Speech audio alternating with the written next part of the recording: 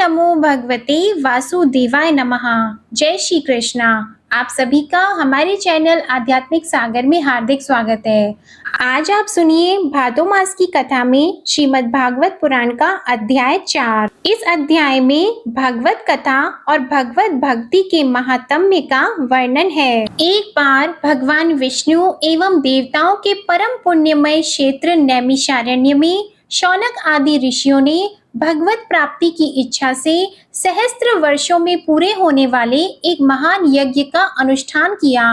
एक दिन उन लोगों ने प्रातःकाल अग्निहोत्र आदि नित्य कृत्यों से निवृत्त होकर सूत जी का पूजन किया और उन्हें ऊंचे आसन पर बैठाकर बड़े आदर से यह प्रश्न किया।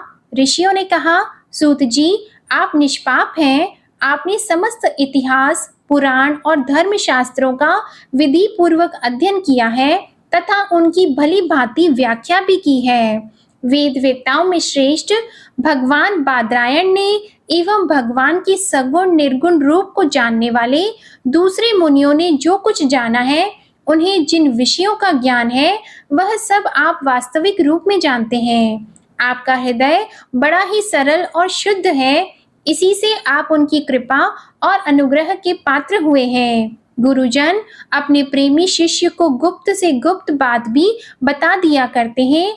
आयुष्मान, आप कृपा करके यह बताइए कि उन सब शास्त्रों, पुराणों और गुरुजनों के उपदेशों में कलियुगी जीवों के परम कल्याण का सहज साधन आपने क्या निश्चय किया है? आप संत समाज के भूषण हैं। इस कलयुग में लोगों की आयु कम हो गई है। साधन करने में लोगों की रुचि और प्रवृत्ति भी नहीं है। लोग आलसी हो गए हैं। उनका भाग्य तो मंद है ही, समझ भी थोड़ी है। इसके साथ ही वे नाना प्रकार की विघ्न बाधाओं से घिरे हुए भी रहते हैं। शास्त्र भी बहुत से हैं, परंतु उनमें एक निश्चित साधन का नहीं, अनेक प्रकार के कर्मों का वर्णन है। साथ ही वे इतने बड़े हैं कि उनका एक अंश सुनना भी कठिन है। आप परोपकारी हैं। अपनी बुद्धि से उनका सार निकालकर प्राणियों के परम कल्याण के लिए हम श्रद्धालुओं को सुनाइए, जिससे हमारे अंतःकरण की शुद्धि प्राप्त हो। हे सूत जी, आपका कल्याण हो। आप तो जानते ही हैं कि यदुवंशियों के रक्षक भक्त वत्सल भगवान श्री कृष्ण वसुदेव की धर्मपत्नी देवकी के गर्भ से क्या करने की इच्छा से अवतीर्ण हुए थे। हम उसे सुनना चाहते हैं। आप कृपा करके हमारे लिए उसका वर्णन कीजिए, क्योंकि भगवान का अवतार जीवों के परम कल्याण और उनकी भगवत प्रेममयी समृद्धि के लिए ही होता है। यह जीव जन्म मृत्यु के घोर चक्र में पड़ा हुआ है। इस स्थिति में भी यदि वह कभी भगवान के मंगलमय नाम का उच्चारण कर ले तो उसी क्षण उससे मुक्त हो जाए, क्योंकि स्वयं भय भी भगवान से डरता रहता है। यह कलयुग अंतःकरण की पवित्रता और शक्ति का नाश करने वाला है। इससे पार पाना कठिन है। जैसे समुद्र से पार जाने वालों को कर्णधार मिल जाए, उसी प्रकार इससे पार पाने की इच्छा रखने वाले हम लोगों से ब्रह्मा ने आपको मिलाया है। धर्म रक्षक, ब्राह्मण भक्त, योगेश्वर भगवान श्री कृष्ण के अपने धाम में पधार जाने पर धर्म ने अब किसकी शरण ली है, यह बताइए। श्री व्यास जी कहते हैं, शौनक आदि ब्रह्मवादी ऋषियों के ये प्रश्न सुनकर रोमहर्षण के पुत्र उग्र श्रवा को बड़ा ही आनंद हुआ। उन्होंने ऋषियों के इस मंगलमय प्रश्न का अभिनंदन करके कहना आरंभ किया। सूत जी ने कहा, जिस समय श्री शुकदेव जी का यज्ञोपवीत संस्कार भी नहीं हुआ था, सुतरा लौकिक वैदिक कर्मों के अनुष्ठान का अवसर भी नहीं आया था, उन्हें अकेले ही संन्यास लेने के उद्देश्य से जाते हुए देखकर उनके पिता व्यास जी विरह से कातर होकर पुकारने लगे, बेटा बेटा। उस समय तन्मय होने के कारण श्री शुकदेव जी की ओर से वृक्षों ने उत्तर दिया, ऐसे सबके हृदय में विराजमान श्री शुकदेव मुनि को मैं नमस्कार करता हूँ। यह श्रीमद् भागवत अत्यंत गोपनीय रहस्यात्मक पुराण है। यह भगवत स्वरूप का अनुभव कराने वाला और समस्त वेदों का सार है। संसार में फंसे हुए जो लोग इस घोर अज्ञान अंधकार से पार जाना चाहते हैं, उनके लिए आध्यात्मिक तत्वों को प्रकाशित कराने वाला यह एक अद्वितीय दीपक है। वास्तव में उन्हीं पर करुणा करके बड़े बड़े मुनियों के आचार्य श्री सुखदेव जी ने इसका वर्णन किया है। मैं उनकी शरण ग्रहण करता हूँ। मनुष्यों में सर्वश्रेष्ठ भगवान के अवतार नर नारायण ऋषियों को, सरस्वती देवी को और श्री व्यास देव जी को नमस्कार करके तब संसार और अंतःकरण के समस्त विकारों पर विजय प्राप्त कराने वाले इस श्रीमद् भागवत महापुराण का पाठ करना चाहिए। ऋषियों, आपने संपूर्ण विश्व के कल्याण के लिए यह बहुत सुंदर प्रश्न किया है, क्योंकि यह प्रश्न श्री कृष्ण के संबंध में है और इससे भली भांति आत्मशुद्धि हो जाती है। मनुष्यों के लिए सर्वश्रेष्ठ धर्म वही है जिससे भगवान श्री कृष्ण में भक्ति हो। भक्ति भी ऐसी जिसमें किसी प्रकार की कामना न हो और जो नित्य निरंतर बनी रहे। ऐसी भक्ति से हृदय आनंद स्वरूप परमात्मा की उपलब्धि करके कृतकृत्य हो जाता है।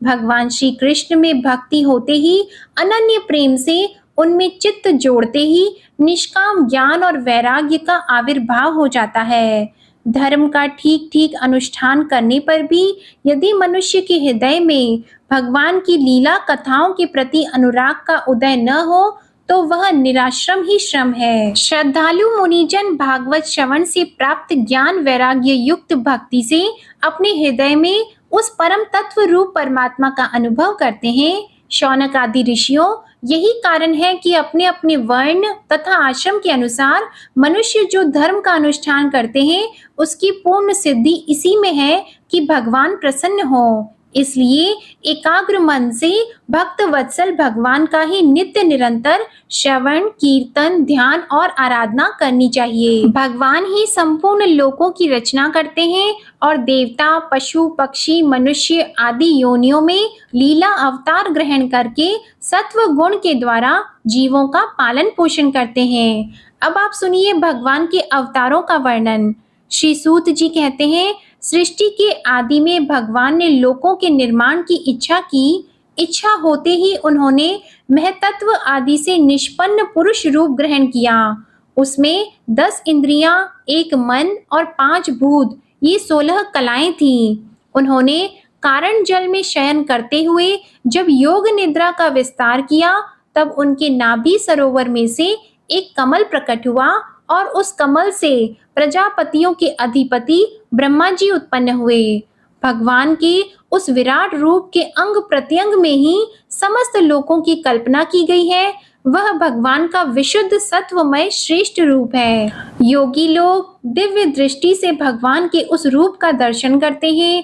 भगवान का वह रूप हजारों पैर, जांघें, भुजाएं और मुखों के कारण अत्यंत विलक्षण है। उसमें सहस्त्रों सिर, हजारों कान, हजारों आंखें और हजारों नासिकाएं हैं। हजारों मुकुट, वस्त्र और कुंडल आदि आभूषणों से वह उल्लसित रहता है। भगवान का यही पुरुष रूप, जिसे नारायण कहते हैं, अनेक अवतारों का अक्षय कोश है। इसी से सारे अवतार प्रकट होते हैं।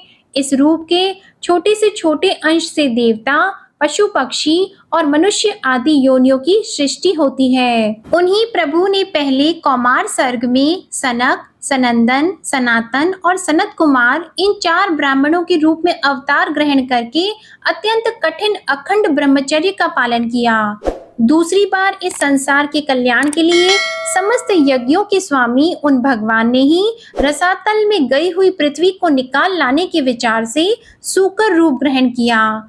ऋषियों की सृष्टि में उन्होंने देवर्षि नारद के रूप में तीसरा अवतार ग्रहण किया और सातववत तंत्र का, जिसे नारद पांचरात्र कहते हैं, उसका उपदेश किया।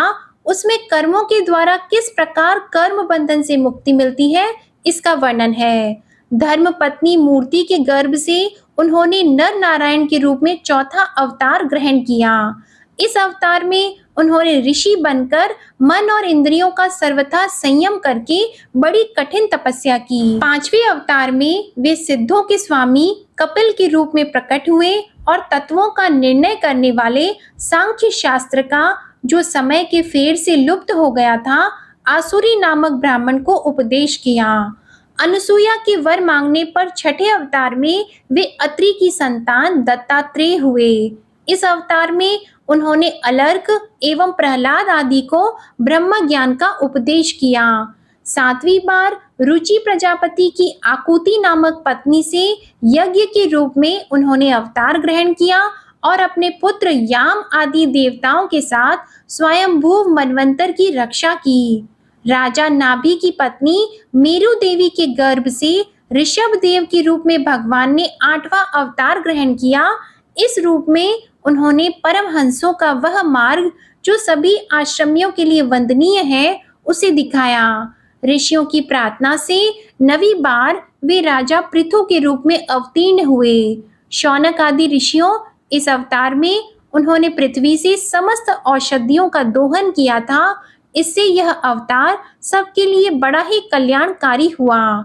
चाक्षुष मनवंतर में अंत में जब सारी त्रिलोकी समुद्र में डूब रही थी, तब उन्होंने मत्स्य के रूप में 10वां अवतार ग्रहण किया और पृथ्वी रूपी नौका पर बैठकर अगले मनवंतर के अधिपति वैवस्वत मनु की रक्षा की। जिस समय देवता और दैत्य समुद्र मंथन कर रहे थे, उस समय 11वां अवतार धारण करके कच्छप रूप से भगवान ने मंदराचल को अपनी पीठ पर धारण किया।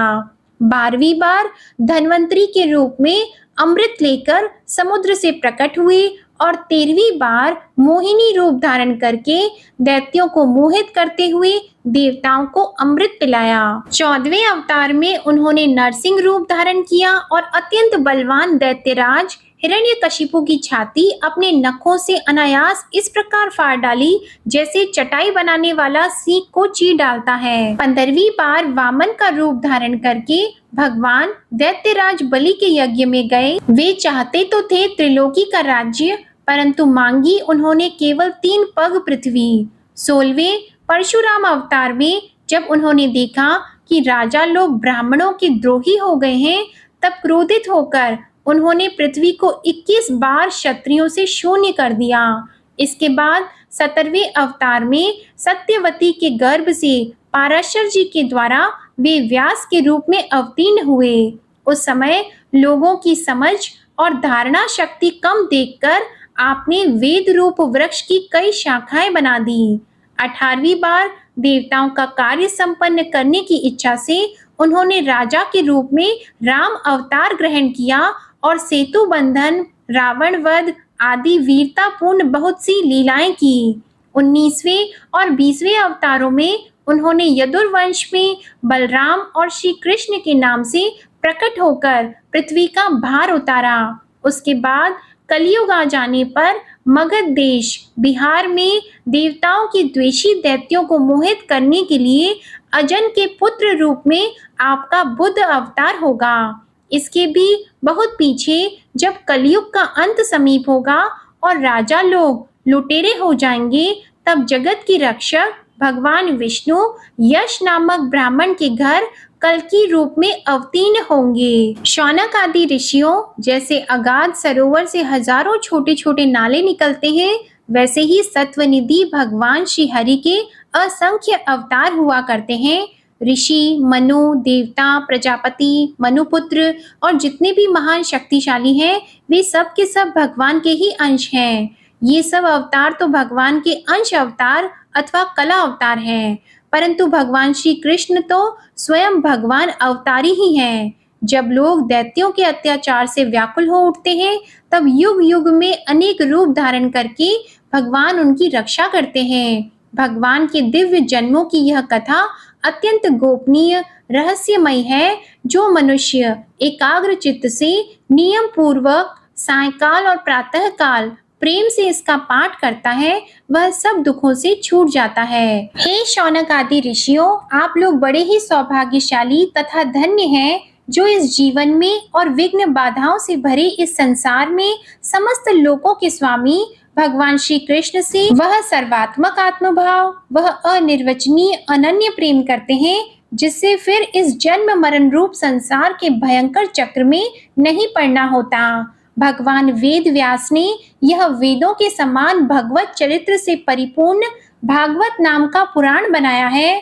उन्होंने इस श्लाघनीय, कल्याणकारी और महान पुराण को लोगों के परम कल्याण के लिए अपने आत्मज्ञानी शिरोमणि पुत्र को ग्रहण कराया। इसमें सारे वेद और इतिहासों का सार संग्रह किया गया है। सुखदेव जी ने राजा परीक्षित को यह सुनाया। उस समय वे परमर्शियों से घिरे हुए आमरण अनशन का व्रत लेकर गंगा तट पर बैठे हुए थे। भगवान श्री कृष्ण जब धर्म, ज्ञान आदि के साथ अपने परम धाम को पधार गए, तब इस कलयुग में जो लोग अज्ञान रूपी अंधकार से अंधे हो रहे हैं, उनके लिए यह पुराण रूपी सूर्य इस समय प्रकट हुआ है। हे शौनक आदि ऋषियों, जब महातेजस्वी श्री सुखदेव जी महाराज वहां इस पुराण की कथा कह रहे थे, तब मैं भी वहां बैठा था। वहीं मैंने उनकी कृपा पूर्ण अनुमति से इसका अध्ययन किया है। मेरा जैसा अध्ययन है और मेरी बुद्धि से जिस प्रकार इसको ग्रहण किया है, उसी के अनुसार इसे मैं आप लोगों को सुनाऊंगा। इस प्रकार शौनक जी ने सूत जी की पूर्वोक्त बात सुनकर उनकी अत्यधिक प्रशंसा की। आज की कथा समाप्त होती है। आशा करती हूँ आप सभी को आज की कथा अच्छी लगी होगी। अगर पसंद आए तो वीडियो को लाइक करके चैनल को जरूर सब्सक्राइब कीजिएगा और आने वाले अध्याय को भी आप जरूर सुनिएगा। जय श्री कृष्णा।